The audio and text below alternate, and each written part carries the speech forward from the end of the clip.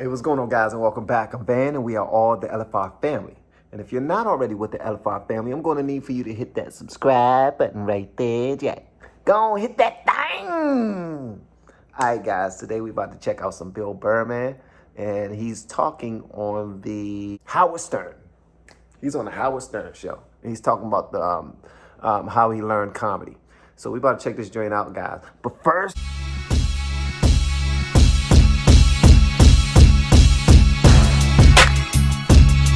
First off, I just want to say my Discord link is public now, and we have a separate one for the Patreon, but I want you guys to go check it out, man.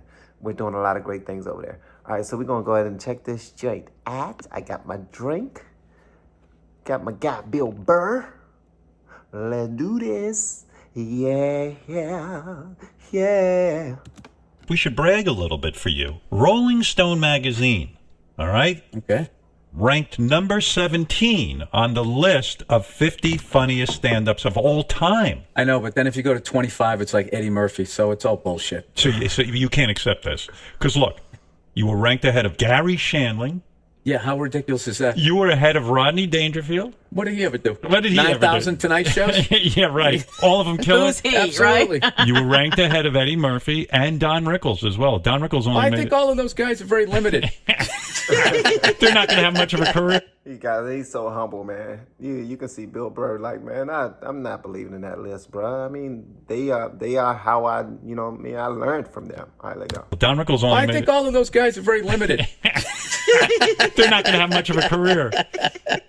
It is weird, right? I mean, to be, and yet you can't help but sort of be complimented too. You know what I mean? It's You're just happy. Yeah, You're to happy. even make the list. right. Yeah. But listen, it's nice to be mentioned. And when you look back on the career of Bill Burr, who would have thought one day you would be ranked number 17 because you came from humble beginnings? Born in Massachusetts, which is Well, it's a white guy in the suburbs. You don't have to lay it on that thick. well, you were poor. I'm going to say this about Bill Burr. And hopefully I don't disrespect anyone by saying this. Well, if I do, whatever, man. People going to hear you the way that they hear you. Whatever.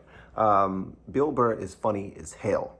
And the way that he communicates to an audience and just makes things so plain and so simple to understand to everybody that's listening, that makes him a genius, man. So if someone felt like they needed to push him ahead of certain comedians, you know what? I ain't mad at it, to be honest with you. I'm not mad at it. I'm serious, because you can look at what people has done, the type of shows they were on, movies they was in, all these other things, man. But if you just looking at strictly stand-up comedy and how they get across to their audiences, Bill Burr's up there, man. Southern farmer. No, your dad was a dentist, your mom. You're working people. No one expected you to become a comic. And if one was to look back on your life, one would think you were almost shy, right? You weren't the guy who was verbose or spoke up out. No, I was I was definitely introverted, and I was, I knew my place. Right. Did you? Where if I was in a class and there was a bunch of football players and cheerleaders and all the popular people, I stood down. Right. I stood down. But if I kind of got in like the mid-range, you're not a complete loser. I was like an extra. In like other words, if they made a movie about my college class, I was like an extra. You were an extra. A featured extra. Well, you even said you went to Emerson College, which is a very artsy-fartsy college. After about 3 others before that, yeah. Oh, is that right? Yeah. But you were a broadcasting guy. You went on the radio trying to sort of get comfortable talking to people. Yeah. When I transferred to Emerson as like a fucking like 24-year-old freshman, it was really bad. Did your parents think you were like total loser because you transferred so many times? They were definitely concerned. My dad would definitely, Christ, you're going to be living at home when you're 50. Like, he was definitely flipping out. How many colleges did you go to? You literally went to like 4 colleges? I went to 3. I went to 3, but I was supposed to go to another. It's a long story. God, and then you start to get to that age where you're like, you shouldn't be in college anymore. I already stayed back in first grade, so it was Did you stay back in first yeah. grade? Were you a bad student? Because you spent 2 summers in summer school, didn't you? But yeah, it should have been all 4, but... Yeah, but you said summer school is the best training ground for comedy, in a sense. For class clowns. Yeah. Because, what'd you say? You said it was, and I love this, you said it was like prison. Like, if you go to prison, you become a better criminal. Like on Yeah, Nets. and if you go to summer school, you became a better comedian. Because what it was, the summer school was all three towns, class clowns, drug addicts, rebels. All like they distilled all the people that gave a shit and did homework, Right. and respected teachers. And I remember going there thinking I was funny, Right. and thinking that I knew how to disrupt the class. And I remember going there. It was like going from high school to the college level, going like, oh, this is a whole new level of football. These guys hit harder. Yeah. So I kind of once again went into my shell, going like, I can't fuck with this level of funny.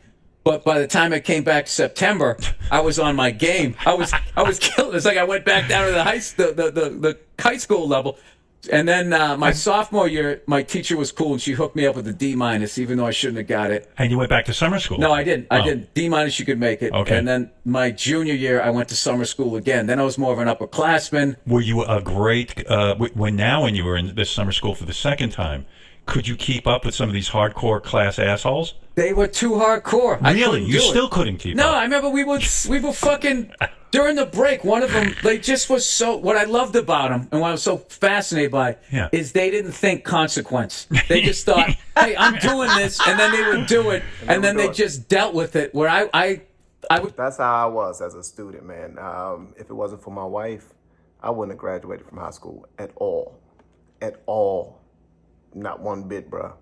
Not one bit. So already know, man. Thank you for wives.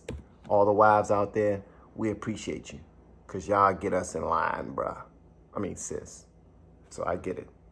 Hey, I'm doing this, and then they would do it, and then they just dealt with it. Where I was you had too much conscience. Too conservative. Conservative, yeah. You thought things through and said, hey, this could end up being real trouble for me. Yeah. These guys just dove in. No, there was this guy who, he was one of these guys the year before he graduated high school, and the next year he was cutting grass. Yeah. So this guy's mowing the lawn, and one of these class clowns guys, he just saw him coming by and just happened to have a Coke in his hand.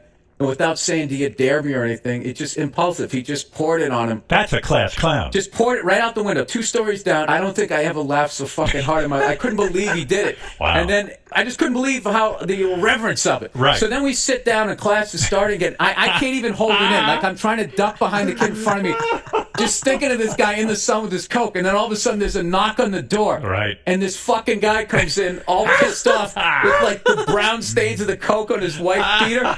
And going, I just want to see something. And the teacher doesn't know what's, and he walked out and he looked out the window and he saw the wet spot. Yeah. See, he's mildly, he's still doing enough of this Columbo shit. He's like, yeah, this is it. So somebody had poured a Coke on me. And dude, I am crying, laughing. Like he's like, who did it? Who did it? And like a normal class, people would all clown and get nervous. The kid who did it was like, yeah, I did it. I want credit for this bit. I did it. Yeah. And he goes, all right, come down with me. And he just went down to the office and like took his punishment. And Wow. I was just like, You're like, that's a whole nother level of I would class never clown. have the balls to do that. And I would try to get out of it. Right. I would be nervous. And I'd be going down there like thinking what my dad was going to do to me. I'd be borderline getting emotional. Right. This kid was just like, he was beyond the pale, man. I was just like, this guy is just. But in all seriousness, I never looked at summer school that way. It is a collection of the greatest criminal minds and the biggest fuck-ups. And there, you must really excel at being a fuck-up if you're going to be noticed. And they also. That is so true. You definitely got to work hard to be an F-up. And the F-ups that work really hard, if you just believe in yourself, you can be a damn comedian, bruh. Just saying. Or more. You must really excel at being a fuck-up if you're going to be noticed. And they also, and a lot of them were really smart, too. But it's so true. I mean, when you look now at where you are in comedy, and then you hear you're rated number 11 or something as the funniest guy, or 7, or whatever the hell it was, it's quite remarkable because you beat the odds. You know? Now, I still can't believe. People in school probably would never. I'm talking about in your high school. Probably wouldn't believe that you became this great comic. They I was knew one of that the kids. They was like, dude, I was funnier than you. Right, but you stuck with it. You worked at it. I don't know. You know, I had a bunch of jobs, and just all of them, none of them just appealed to me. Were you good at college radio when you went on the radio? Were you? Oh, no, dude. You were this. Do you know that scene? Obviously, in your movie. Yes. Where the needle goes out. Yes. The Yes. I lived it. Yeah. Yeah. Yeah. It was that. That was you. I used to do. It was a station. It was called 640 AM WECB. It was Emerson College Radio, and it only went to the dorms, like down the block. Carrier current. I had the 3 a.m. to 6 a.m. shift. Yeah. and I would be sitting there like asking for requests, like anybody's listening to this shit. So finally, it's coming to the end of my shift, and one time I was starting to get this is me being a reverend. I was like, good Lord, somebody call in. Just call me up, tell me you hate me. Just somebody call in. Right. And the phone lit up, and I picked up, and this guy goes, I hate you. And he hung up. And I remember just sitting there. That's hilarious. That's hilarious. Someone called in and said, yeah, I hate you. I'm listening, and I hate you. Hey, that right there is encouragement. Yes, someone is listening. Yes. Phone lit up, and I picked up, and this guy goes, I hate you. And he hung up. And I remember just sitting there, like almost in the fetal position, thinking the entire world was listening, Right. like catastrophized.